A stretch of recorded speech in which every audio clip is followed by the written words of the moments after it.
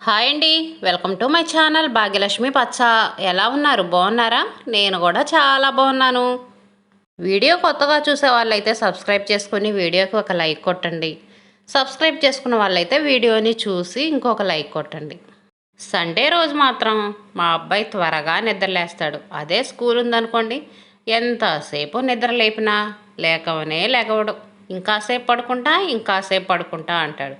అదే సండే రోజు మనం లేపాల్సిన పని లేదండి, వాళ్ళే లేస్తారు. ఒక్కొక్క రోజైతే మనకంటే ముందే లేస్తారు. లేచి క్రికెట్లు ఆడటం, టీవీలు చూడటం, ఫోన్లు చూడటం, సైకిల్ తీసుకొని బయటికి వెళ్ళి ఆటలాడటం, ఇలా ఉంటుంది పిల్లలతోటి. పేరుకు వర్షాకాలం అనే కానీ ఎండలు మాత్రం ఎక్కువగా కాస్తున్నాయండి. ఇంట్లో పడుకుంటేనేమో ఉక్కపోత, ఫ్యాన్ గాలే సరిపోవట్లేదు. బయట పడుకుందామంటేనేమో దోమల కోల. దోమలు అనేవి ఎప్పుడు ఉంటానే ఉంటుంది. వర్షాకాలం లేదు, ఎండాకాలం లేదు, చలికాలం లేదు, ఎప్పుడు దోమలు కంటిన్యూగా ఉంటానే ఉంటున్నాయి. ఆల్అవుట్ వేసుకున్నా ఫ్యాన్ వేసుకున్నా దోమలు మాత్రం ఎక్కువగా వస్తున్నాయండి. దోమల బ్యాట్ ఒకటి తీసుకురావాలి. ఎన్నిసార్లు నుంచో అనుకుంటున్నా దోమల బ్యాట్ తీసుకొద్దామని, ఎప్పటికప్పుడు మర్చిపోతానే ఉన్నాం. ఒకసారి తీసుకొచ్చాం కానీ అది పాడైపోయింది. దోమల బ్యాట్ జాగ్రత్తగా వాడుకోవాలి. ఇంక ఇదిగోండి, నేనైతే దుప్పట్లు దీంట్లో అన్నీ తీసేసి ఎక్కడొక్కడ సర్దేశాను. ఇంక ఈ మంచం కూడా తీసి బయట పెట్టేస్తాను. బయట వరండాలో నిలబెట్టి ఉంచుతానండి. మళ్ళీ ఇంకా నైట్ పడుకునేటప్పుడే తీసుకొచ్చి ఆ మంచం ఇక్కడ వేసేది. నైట్ పడుకున్నా కానీ బెడ్షీట్ చూడండి కొంచెం కూడా కదలలేదు. అందుకే పిన్నీసులు పెట్టి బెడ్షీట్ పర్ఫెక్ట్గా వేసుకుంటానండి. మళ్ళీ బెడ్షీట్ తీసేదాకా కదలకుండా ఉండిద్ది. లూజులు వచ్చినాయి అనుకోండి, లూజులు సరి చేసుకోవచ్చు. అదే పిన్నీసులు కాకుండా నార్మల్గా బెడ్షీట్ వేసాను అనుకోండి, మనం నిద్ర లేచేటప్పుడు మనతో పాటు కూడా బెడ్షీట్ లేచి వచ్చిద్ది. అలా ఉంటుంది. పిల్లలకి స్కూల్ లేదు కదండి, ఇంకా అందుకనే ఉదయాన్నే అంట్లు తోముతున్నాను. ఈరోజు మాత్రం చాలా అంట్లు ఉన్నాయి. ఒక్కొక్క రోజు సాయంత్రం పూట అంట్లు అనేవి కడగట్లా. ఒక్కో రోజు బద్ధకం ఎక్కువ వచ్చేస్తుంది. ఇంకా అందుకనే ఉదయం చాలా అంట్లు ఉన్నాయి. నైట్ అంట్లు కడగలేదనుకోండి, అంట్లు ఎక్కువగా ఉంటాయి కదా, అప్పుడు ఉదయాన్నే అంట్లు కడిగేస్తా. ఇంక ఈరోజు సండే కదా, అందుకనే ఉదయాన్నే కడిగేస్తున్నా. బట్టలు కూడా సరిపేసి నానబెట్టాను. అంట్లు కడిగేసి బట్టలు ఉతికేసి తర్వాత టిఫిన్ పని చేయొచ్చులే అని. గ్యాస్ పొయ్యి ఏమో ఎర్రమంట వస్తుందండి. ఎర్రమంట రావటం వల్ల గిన్నెలన్నీ మాడిపోతున్నాయి. గిన్నెలు కడగాలంటే కష్టంగా ఉంటుంది. ఇంట్లో వాటిని పెట్టుకోవాలన్నా కూడా పేపర్ల నిండా మసి అవుతుంది. అసలు ఎందుకో అర్థం కావట్లా. ఇంకా గ్యాస్ పొయ్యి బాగు చేసే వాళ్ళు వస్తారు కదా, వాళ్ళకు చూపించన్నా రిపేర్ చేయించుకోవాలి. గ్యాస్ పై గుబ్బలు అవన్నీ నీట్గా క్లీన్ చేశానండి. వాటర్ పోసి కడిగి క్లీన్ చేసి పెట్టాను. క్లీన్ చేసిన కానించే ఎక్కువ ఇలా ఎర్రమంట వస్తుంది. అంతకుముందు క్లీన్ చేయనప్పుడే చక్కగా బ్లూ కలర్లో మంట వచ్చేది. ఈ అనవసరంగా వాటర్ పోసి కడిగానేమో అనిపిస్తుందండి. సండే రోజు స్పెషల్ అని చెప్పాను కదండి, టిఫిను కూరలు అన్నీ స్పెషల్గా ఉండాలి కదా. ఇంక ఇదిగోండి ఎగ్స్ ఉడకబెడుతున్నాను. ఈరోజు చికెన్లు అవి అయితే ఏం లేవు. చికెన్ ప్రతి ఆదివారం ఏం తెచ్చుకోమలేండి, 2 వారాలకు ఒకసారి తెచ్చుకుంటా ఉంటాము. ఇంకా పోయిన సండే అయితే చికెన్ తెచ్చుకున్నాం కదా, ఈ సండే అయితే చికెన్ లేదు. ఎగ్స్ ఉడకబెట్టేటప్పుడు కొంచెం ఉప్పును కొంచెం ఆయిల్ వేసామనుకోండి, ఎగ్స్ అనేవి ఇరిగిపోకుండా ఉంటాయి. ఉడికేటప్పుడు కూడా బాగా నీట్గా ఉడుకుతాయి, ముక్కలు ముక్కలు అవ్వకుండా. మనం తీసేటప్పుడు కూడా పొట్టు కూడా బాగా పర్ఫెక్ట్గా వచ్చిద్ది. ఉప్పు వేయటం వల్ల కోడిగుడ్డు కూడా చప్పదనం లేకుండా ఉండిద్ది. అందుకని నేను ఎగ్స్ ఎప్పుడు ఉడకబెట్టినా సరే కొంచెం ఉప్పు కొంచెం ఆయిల్ వేస్తాను. ఇంక ఇదిగోండి టిఫిన్ ఏమో చపాతీలు చేస్తున్నాను. ఇంకా చపాతీల్లోకి ఇంకా మధ్యాహ్నం అన్నం తినడానికి రెండింటికి ఇంకా సరిపోయే విధంగా ఇప్పుడే కూర చేస్తున్నాను. ఎగ్ కర్రీ చేస్తున్నాను. చపాతీల్లోకి ఒక కూర, మళ్ళీ మధ్యాహ్నం మనం అన్నం తినేటప్పుడు ఇంకో కూర, ఇన్ని రకాలు ఎందుకులే అని చెప్పేసి ఇంకా రెండింటికి కలిపి ఇప్పుడే చేస్తున్నాను. అందులో ఈరోజు సండే కదా, సండే అన్నప్పుడు మనం చికెన్ కూడా తెచ్చుకోవట్లేదు. చికెన్ తెచ్చుకున్నప్పుడు ఎగ్స్ అన్నా ఉండాలి కదా, అందుకనే ఇంకా ఎగ్స్ ఉడకబెట్టి టమాటాలు వేసి టమాటా కూర చేద్దాం అనుకుంటున్నాను. టమాటాలు కూడా చాలా రేట్ ఎక్కువ ఉండేయండి. కేజీ 50 రూపాయలు అలా చెప్తున్నారు. ఇంక ఇగోండి టమాటాలు కట్ చేస్తున్నాను. టమాటాలు పొడవుగా కట్ చేస్తున్నాను. వీటిని కొంచెం ఆయిల్లో వేయించి మిక్సీకి వేస్తాను. అందుకనే పెద్ద ముక్కలు కట్ చేస్తున్నాను.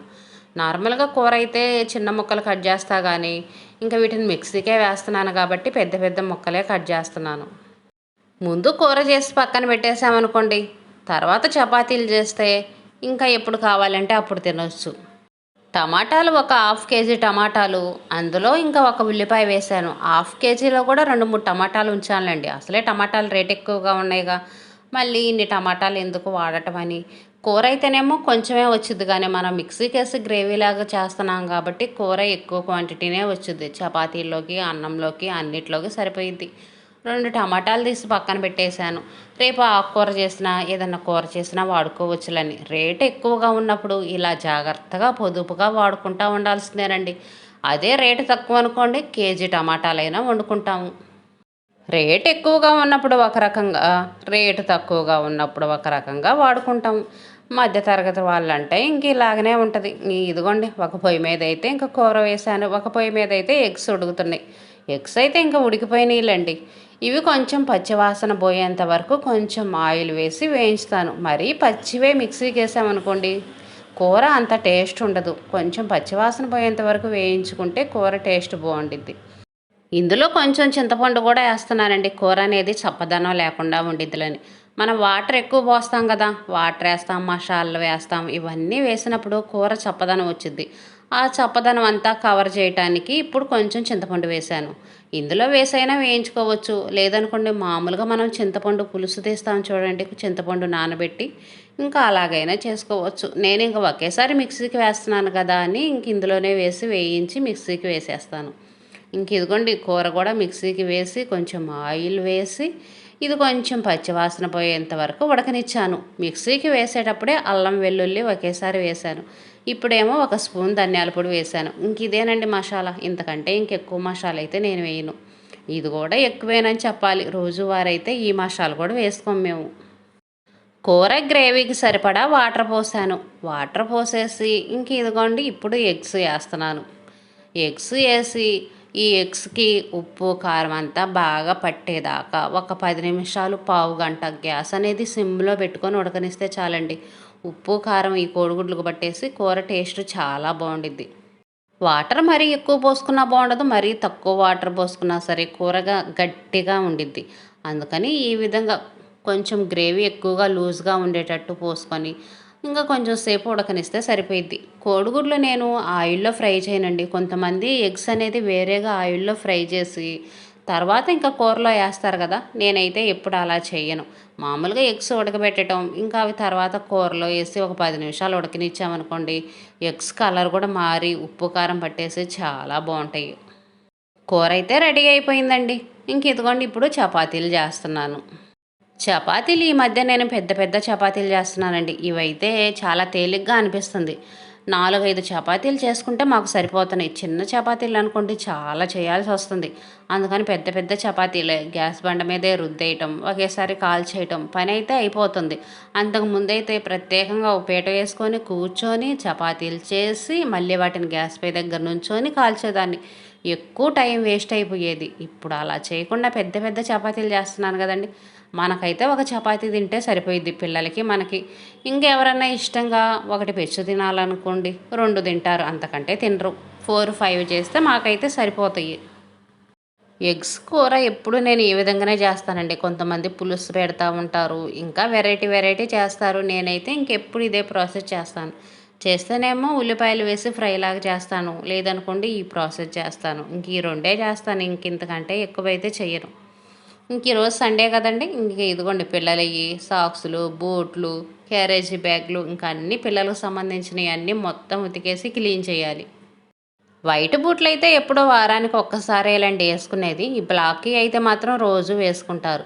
వైట్ వారానికి ఒక్కసారి వేసుకుంటేనే ఎంత మురికుండిద్దో. ఇంకా రోజు వైట్ బూట్లు వేసుకుంటే అమ్మో ఇంకా నల్లంగా అయిపోతాయి. తెలుపు కాస్త నలుపులోకి వచ్చేసిద్దేమో. ఇంకా నేను వీటిని కడగటం కూడా సింపుల్గా కడిగేస్తానండి. మనం అంట్లు రుద్దుకునే పీచు ఉంటుంది కదా! ఆ పీచుకి కొంచెం సబ్బు పూసుకొని ఈ విధంగా రుద్దేస్తాను. మామూలుగా ఇంకా వెనక వైపున అయితేనేమో ఇదిగోండి ఇలా బ్రష్ కొట్టేస్తాను. వెనక వైపున కొంచెం మట్టి అనేది ఎక్కువగా ఉండిద్ది కదా! పల్లెటూరులో పిల్లలంటే ఇంకా పేడలని అవని ఇవని తొక్కొస్తూ ఉంటారు. అందుకని ఇంకా బ్రష్ చేసి నీట్గా రుద్దేశాను. అంటు రుద్దుకునే పీచు కూడా పాతదిలేండి. మళ్ళీ వాడుకునే పీచు రుద్దుతున్నాను అనుకుంటారేమో. పాత పీచు పెట్టి రుద్దుతాను. బట్టలు ఉతికి నీళ్ళు ఉండే కదండి, ఇంకా ఆ బట్టలు ఉతికి నీళ్ళు పెట్టి కడిగామనుకోండి మురికి అనేది త్వరగా పోయిద్ది. అవి కూడా సబ్బు నీళ్ళే కదా, ఆ నీళ్లు పోసామంటే చాలు మురికి అనేది నీట్గా పోయిద్ది. బ్లాక్ షూస్ అయితే మాత్రం ఇంకా మనం రుద్దాల్సిన అవసరం ఉండదు. ఆ బట్టలు ఉతికి నీళ్లు పోస్తే చాలు మురికి అనేది త్వరగా పోయిద్ది. కొంచెం మురికున్నా సరే మనకు కనపడదు కదా, ఇంకా ఆ విధంగా కవరప్ అయ్యిద్ది. ఇంకా ఇదిగోండి షూస్ అయితే నీట్గా రుద్దేసి గోడ మీద పెట్టేశాను. గోడ మీద పెడితే ఇంకా ఎండ బాగా వచ్చింది కదా, ఆరిపోతాయి. ప్రతి ఆదివారం షూస్ అనేవి ఇంక ఈ విధంగా ఉతుకుతానండి. ఇంకెప్పుడు రోజు అయితే ఉతకను, కానీ ఆదివారం రోజే. సాక్స్లు అయితే మాత్రం ఇంకా సాయంత్రం పూట స్కూల్ నుంచి వచ్చినాక ఉతికేయటం అలా చేస్తుంటాను. ఫస్ట్ టైం అండి మా ఇంట్లో డ్రాగన్ ఫ్రూట్స్ ఉండటం. ఇదే ఫస్ట్ టైం మేము తీసుకురావటం, తినటం, చూడటం కూడా. అంటే చూడటం అంటే బయట షాపుల్లో బండ్ల మీద అమ్ముతుంటే చాలాసార్లు చూసామండి, ఫోనుల్లో చూసాము. చూడటం అయితే చూసాం, కానీ మా ఇంటికి తీసుకురావటం, తినటం మాత్రం ఇదే ఫస్ట్ టైము. ఎప్పుడు తినలేదు, ఇప్పుడే ఫస్ట్ టైం టేస్ట్ చూస్తున్నాను. నాకైతే అస్సలుగా నచ్చలేదండి. నోట్లో పెట్టుకుంటేనే వాంతి వచ్చినట్టుగా అనిపించింది. నా ఫేస్ ఎక్స్ప్రెషన్ చూడండి అసలుకి. నాకు అస్సలుగా నచ్చలేదు, కానీ మా అబ్బాయికి నచ్చినాయి, వాడైతే తింటున్నాడు. నాకైతే మాత్రం అస్సలుగా నచ్చలేదండి, తినాలనిపించలేదు. అన్నీ ఏంటో నల్లంగా గింజలు గింజలుగా ఉన్నాయి. అందులో ఇవి చిన్న కాయల వల్ల అలా ఉన్నాయో మరి ఏందో తెలియదు, కానీ నాకైతే టేస్ట్ అస్సలుగా నచ్చలేదండి. ఎప్పుడైనా సరే మన హెల్త్‌కు మంచివైనయి మాత్రం టేస్ట్ బావుండవు. మన హెల్త్‌కి మంచిది కాదు చూడండి, ఆ ఫుడ్ మాత్రం టేస్ట్ సూపర్‌గా ఉంటది. స్వీట్ గూడా ఎక్కువ లేవండి. ఏందో అదో రకమైన చప్పగా మన సబ్జా గింజలు తింటాం చూడండి, అలా అనిపిచ్చింది. నాకైతే మాత్రం అస్సలుగా నచ్చలేదండి. నేనైతే ఆ కట్ చేసిన ముక్క కూడా తినలేదు. ఇంకా మా అబ్బాయి తింటాడులే అని పక్కన పెట్టేస్తున్నాను. ఇదేనండి ఈరోజు వీడియో అయితే. వీడియో చూసిన వాళ్ళు మాత్రం తప్పనిసరిగా ఒక లైక్ ఇవ్వండబ్బా! ఇంత కష్టపడి వీడియోలు చేస్తున్నాం.